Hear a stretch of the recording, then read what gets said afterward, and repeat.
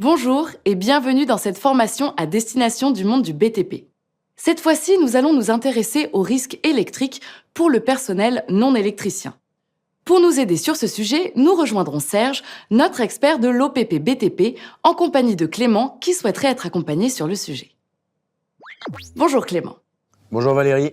Clément, vous êtes le chef d'une entreprise tout corps d'État avec des chantiers aussi bien en intérieur qu'en extérieur. Expliquez-nous ce qui vous fait redouter le risque électrique pour votre personnel.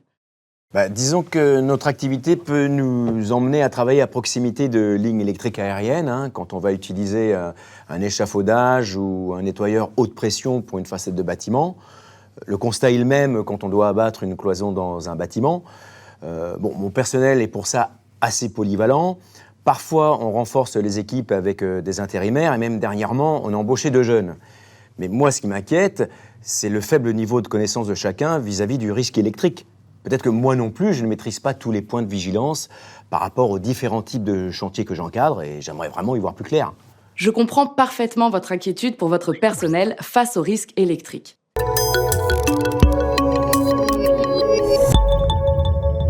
Dans ce module, nous allons voir comment prévenir le risque électrique pour un chantier en extérieur pour mieux encadrer et garantir la sécurité de vos équipes. Tout d'abord, il faut savoir que le risque électrique est régi par un certain nombre de textes réglementaires et de normes. On commencera donc à analyser les risques liés à votre intervention dès lors qu'elle se déroule à moins de 50 mètres d'un réseau aérien nu, moins de 50 cm d'un réseau isolé comme ceux que l'on voit en façade pour alimenter un bâtiment. La toute première étape va consister à se renseigner, observer et à repérer la présence éventuelle de réseaux enterrés et de réseaux aériens gainés ou non isolés. L'analyse des risques met donc en évidence si l'équipe et le matériel vont être exposés ou si les travaux risquent d'endommager les installations existantes. Non mais attendez, c'est 50 mètres pour un fil nu ou 50 cm pour un fil isolé, mais c'est tous les jours sur les chantiers. C'est comme si vous disiez qu'on n'a plus le droit de bosser. Rassurez-vous Clément, je ne vous dis pas que vous ne pouvez plus travailler. Je dis simplement qu'il appartient aux donneurs d'ordre et à l'encadrement de repérer les risques électriques lors de la phase de préparation des travaux. Une fois que ce risque est repéré, des textes vont alors donner des mesures de prévention spécifiques à appliquer. Pour les réseaux aériens, fréquemment en fil nu, l'accident sera souvent mortel si on touche ou si on s'approche trop près d'un câble.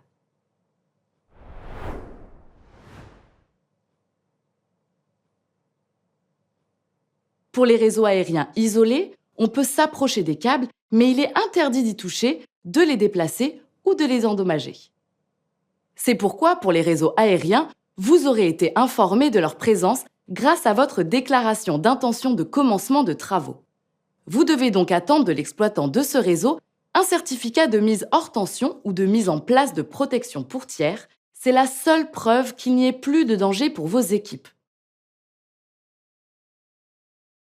Dans le cadre de l'alimentation électrique d'un bâtiment, comme par exemple un éclairage présent sur la façade du bâtiment à nettoyer à haute pression, ce n'est pas la même chose. C'est le propriétaire du bâtiment qui doit faire réaliser une consignation. Toute mise en sécurité pour tâches non électriques nécessitera l'action préalable de personnes habilitées, internes ou externes. Soyez également vigilants au moment des travaux s'il faut modifier le travail ou le mode opératoire parce que l'installation est différente de ce que l'on imaginait. Dans ce cas, on arrête l'activité en cours, on fait une nouvelle analyse de risque et si nécessaire, on informe l'exploitant. Vous voyez Clément, on ne vous interdit pas de travailler, on vous invite surtout à repérer les risques en amont, histoire de les supprimer au moment de l'intervention de vos équipes. Ok, c'est clair. Et quand c'est moi qui mets à disposition des installations de chantier pour que mes gars se branchent, quels sont vos conseils ? Alors, tout d'abord, mettez à disposition des installations conformes et contrôlées, pour lesquelles les vérifications générales périodiques ont été réalisées. Le but de ce rapport, c'est de vous signaler toute anomalie détectée. Évidemment, aucun matériel ne peut être mis en service tant qu'il n'a pas été réparé. Les installations et les équipements sont raccordés sur un circuit comprenant une prise de terre, équipée d'un disjoncteur différentiel en 30 mA, protection qui va éviter pour tout défaut d'isolement que le courant ne traverse l'individu. Ensuite, il faut fournir à vos équipes le matériel adapté à la tâche. vous serez notamment particulièrement vigilant sur le degré de protection. Reprenons la situation de nettoyage haute pression. Le matériel est exposé à des poussières et à de l'eau. C'est pourquoi il est indispensable de vérifier le degré de protection qui doit être IPX5. En effet, si vous utilisez une rallonge non conforme ou de type domestique, il y a un risque évident d'électrisation en présence d'eau.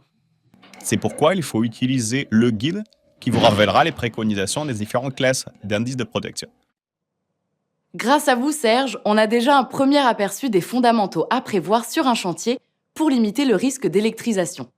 Et il existe bien d'autres actions complémentaires pour améliorer la prévention. Il s'agit notamment de la mise à l'écart de tout matériel détérioré et de faire cesser toute tentative de réparation hasardeuse. Dans les situations de coactivité, soyez également vigilants à adapter une installation électrique que l'on doit se partager. Nous recommandons d'ailleurs le recours au matériel électroportatif sur batterie pour éviter cette situation. Voilà de quoi mieux gérer le risque électrique sur les chantiers en extérieur. À présent, répondez à quelques questions pour revoir les notions que nous venons d'aborder. C'est à vous.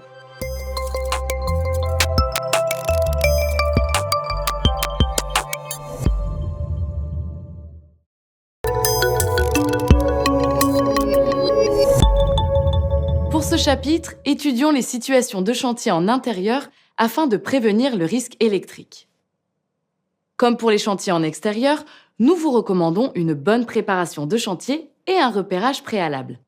Identifiez notamment l'accès à l'énergie électrique et interrogez-vous. Votre personnel va-t-il se raccorder sur l'installation électrique d'un particulier et celle-ci est-elle protégée des surintensités avec protection différentielle 30 mA raccordée à la terre? Faut-il rajouter un coffret de chantier? La puissance de l'installation existante sera-t-elle suffisante pour vos travaux? Et s'il faut installer un groupe électrogène, avez-vous pensé à ne pas le garder à l'intérieur à cause des gaz d'échappement nocifs? Comme pour le chapitre précédent, il est indispensable d'évaluer les différents paramètres du poste de travail, humidité ou présence d'eau, parois métalliques ou enceinte conductrice.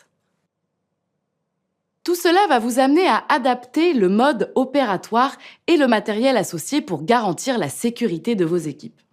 Ici aussi, vous devez mettre à disposition du matériel conforme, vérifié et disposant du bon degré de protection et d'isolation. Les réparations bricolées sont à bannir, telles que les épissures et scotch orange sur les câbles. Une vigilance accrue est indispensable sur vos chantiers. Préparer le chantier, c'est également repérer le tracé des canalisations. S'il y a abattage ou percement de cloison, il existe des détecteurs à cet effet. Si ces travaux peuvent dégrader les installations électriques existantes repérées, faites procéder, avant d'intervenir, à une mise hors tension des équipements. Cela vaut pour tout type de travaux réalisés car seules les personnes formées et habilitées sont autorisées à intervenir sur les installations et équipements électriques. Saviez-vous que des gestes qui vous apparaissent anodins peuvent nécessiter une habilitation? C'est le cas lors d'un réarmement d'un disjoncteur. C'est aussi le cas pour le remplacement d'une prise murale. Désignez également une personne habilitée pour récupérer l'attestation de mise hors tension réalisée par un intervenant externe. Merci Valérie. Je vais identifier dans mes équipes qui a besoin de telle ou telle habilitation. Et côté matériel, que me conseillez-vous, vu que je dois faire quelques commandes pour équiper les prochains chantiers? Tout d'abord, Clément, je vous préconise de vérifier que vous n'achetez que du matériel à usage professionnel. Attention à ne pas confondre avec certains équipements à usage domestique que l'on retrouve dans les enseignes courantes de bricolage, car ils n'ont pas forcément les bonnes caractéristiques.